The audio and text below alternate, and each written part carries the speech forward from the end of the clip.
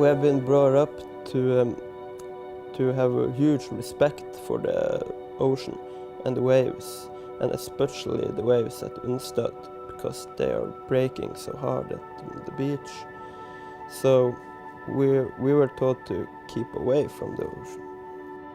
The first time I caught a wave, it was so strange, and it's impossible to describe. It's just like you're flying over the ocean, and you really feel the wave pushing you towards land, and time just stands still.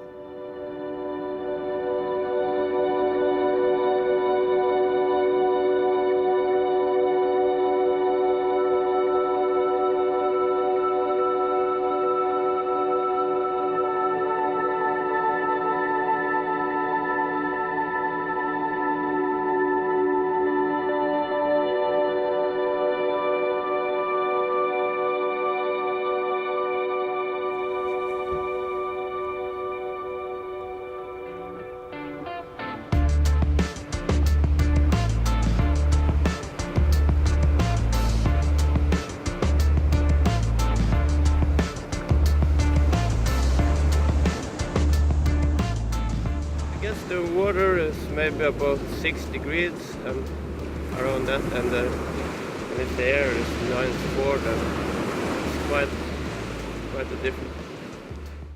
For me, who's living here all year and is the youngest local surfer here, before the winter were always calm, not so much people. But these last years, people are coming every time of the year. This is a board I have made myself. I made it with some friends of mine. A winter, you know, the winter is the perfect time to shape the boards because you got so little daylight, so you can stay inside and do these things. I guess I got about 9 boards maybe.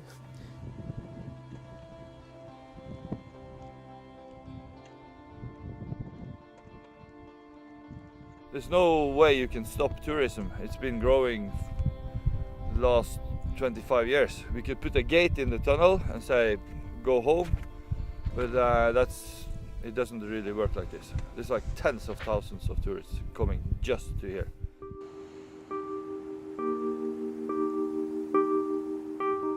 Da jeg var unge, da har vi ikke sånne brett. Vi har ikke sett sånne brett, kan vi si. Det så jo jeg da jeg gikk til sjøs, så det, men vi tenkte ikke så mye på det da. Men når vi var hjemme og var unge, så brukte vi de båtene som var i naustet, og så brukte vi på bølgene. Og så var det å gjøre å få båtene til å stå i bølger, og så kjøre på bølger opp igjennom. Og så tippet vi.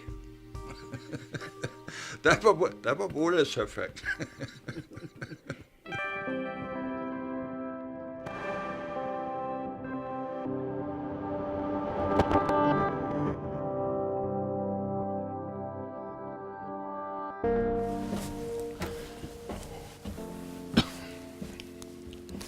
Yeah.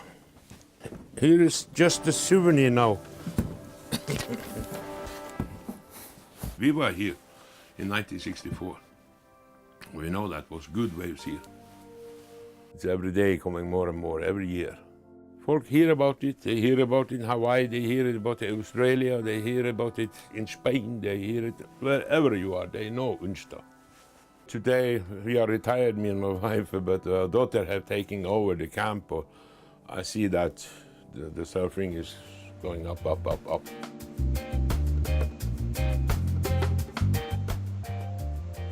In under 15 minutes, I am in the water. Today, surfing is the most rapidly growing sport around the world. So, of course, there is a lot of new surfers every day, and a lot of people want to visit the Arctic. Over the years, it has been quite a big increase of tourists coming to stay in Unstad and visit us.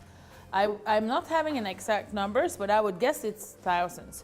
And this summer, peak season, we were counting not only from our tourists here at the camp, maybe we had 150 persons staying at least every day, we had 100 tents free camping in the area. And of course, 100 tents, that there is no infrastructure here. And with poor toilet services and trash services from the state, it's a challenge. Det er jo et flott liv, egentlig, ikke sant? Her gjør de jo alt de vil gjøre, og har alt, ikke sant? Ingen sorger. Og veldig spennende, som du ser. Det er jo veldig spennende også, ikke sant? Her opplevde vi noe naturen sånn som skal være. Så folk begynte jo å flytte fra bygda i lang tid i forveien, ikke sant? Før turistene kom. Og så når da turistene øker på etter hvert, så synes vel alle det var bra at nå ble det endelig liv i bygda, ikke sant? Nå hørte vi barnelatter, og nå var det folk som hadde ålreit. Men det blir på en måte en slags sånn, folk kommer jo hit og så fer det igjen, ikke sant? Og de fastboende blir ofte bare kulisser. Og det er et problem. One part of me wants to share it with everybody because it's so bloody good, and I like to spread the stoke of surfing. I sell surfboards, I do surf lessons, so I'm part of the problem. But I try to keep it at like a certain level and educate people a little bit about what's sustainable and what's okay to do. This is a tourist fish that some tourists forgot, and it ends up in the ocean, and it pisses me off every fucking day. Yep.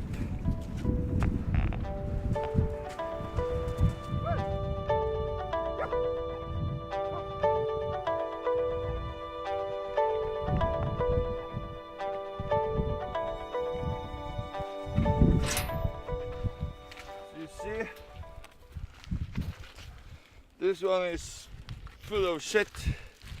This summer I think it's been emptied like 10 times. Problem is it's supposed to be filled up with stuff we find on the beach. But it's waste from ordinary tourists. But as you see, it's like Pepe's fucking pizza. It didn't come from the ocean. Somebody brought it here and dropped it. Luckily we have the container, if not it would be left here. On a day like this with offshore winds, out of sight, out of mind.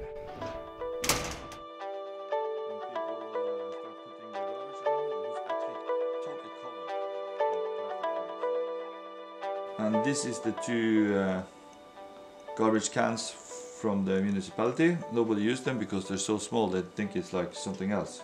Toilet paper, shit all over the place.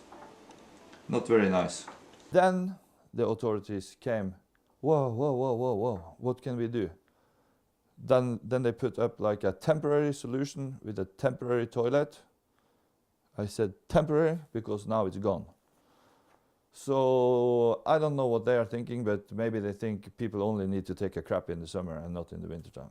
And you can hold it till next summer. I don't know. One toilet for tens of thousands of tourists. It's like, I don't know what to say. It's a start. Det er litt tungt at det kom så mye turister på en gang. For det begyntes litt der nede, og så øker det nå de 2 siste årene. Du kan tenke deg når jeg kjører en 400 biler forbi her på veien for dag. De bryr seg ikke. De bryr seg ikke om hverken skilting eller noen ting. Og sånn på sommeren så vi har barnebarn og barn som går rundt omkring og stikker ut gjennom de der portholdene her og står på veien, så vet du ikke hvorfor det skjer i ulykka. Cirka hopp. Det gjør det mer vanskelig å drive det. Det blir mer stress rundt det hele. Det blir mer folk. Det blir vanskelig å bruke traktoren langs veien her nede, bygdeveien her nede. Ikke sant? Du må tilpasse det hvis jeg skal ut og kjøre rundballer og sånne ting. Det er turister som går der med hunder, for eksempel. Og sauene mine driver jo og før der oppe, ikke sant? Og når de ser en hund, så det er jo et rovdyr, så da begynner hjertet å slå. Og det er klart at under lamminga, når turister kan gå gjennom saueflokken med en hund i bånd, så kan det føre til alvorlige ting med underlammingsprosessen.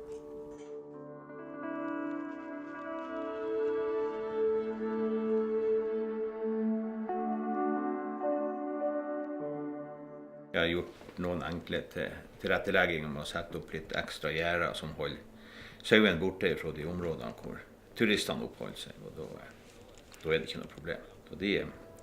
Turister og sau, det går godt ihop. Det er absolutt behov for tilrettelegging. Vi har jo ikke vært forberedt på den utviklingen som har kommet. Ingenting er jo tilrettelagt for dem. Så det er jo den negative siden av det. Men vi føler jo at kommunen ser jo utfordringene og spiller på lag med oss. What I can say is that the planning of the area of Unstad have taken too long time. So that is not the local communities in Unstad's fault. That is the municipality of Vestvågøy that should have been doing this much faster than we have. The municipality did not have enough resources of people doing this planning. We need to do more infrastructure about toilets, for example, and also parking lots, to have enough garbage bins around as well. So I wouldn't say that it's a big challenge. It isn't. But we have to address it. We have to focus on it and to be able to fix it before next summer. We just have to do it. There's a lot to wish as well. I wish that Unstad could talk with one voice.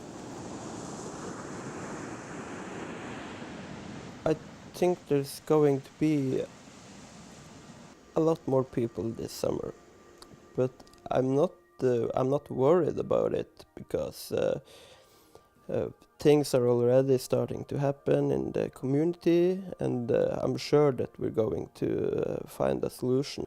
If it hadn't been for the tourists, then I myself wouldn't live there. Vi må jo få folk inn, unge familier inn, som kan etablere seg her på Unstad. Det der at det er noen få stykker som skal ha til et feriehus som står her, da får vi en bygd som ligger død. Når de alle slår lemmene for, sånn som de slår lemmene for vinduene og alt i hopen når de fer. Sist i august, 1. september, ja. Så sløkte de lysene, og det synes jeg er verste tida. Det er den tida. År for år har turistene økt. Og jeg tror jo kanskje at en etter hvert må begynne å diskutere hvor går det en grense en plass. Og til nå så har ikke den tanken, tror jeg, streifa noen at en i det hele tatt skulle begynne å tenke sånn, men kanskje bør en gjøre det.